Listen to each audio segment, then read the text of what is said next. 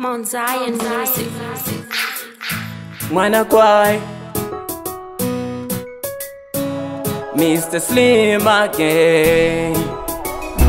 This are the boy Dalenga fine Mwana kwai Your team man. You feel me?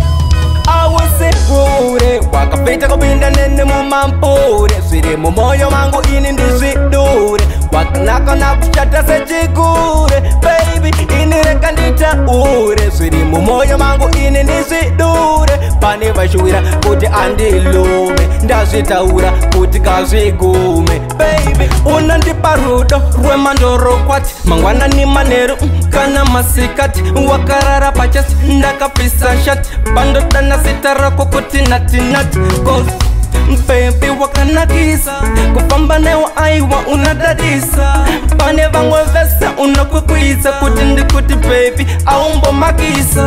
awuzihure wakapita kupinda nene mumampure zviri mumoyo mangu ini ndizvidure wakanaka nakushata sechigure baby ini rega nditaure zviri mumoyo mangu ini ndizvidure pane vashuvira kuti andilume ndazvitaura kuti kazvigume baby girl unondigonera pauri ndipo pantaponera mwana netsika mbozvifonera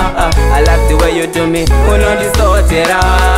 mukadzi wangu iwe chimwe changu ndiwe ruva remoyo wangu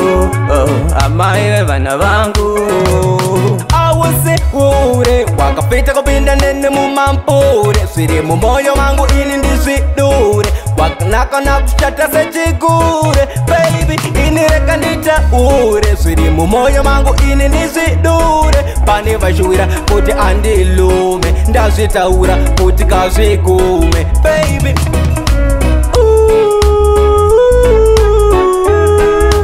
lavu yaunaye pomwana kwaye yabo yandefungisa paye paye baby mvura nzevaterereswa ndakusasa ndakuchira moko ndida waketa pasi kuchanda andinete mruto ndiri pabasa chekuruvesino atite zvemupaka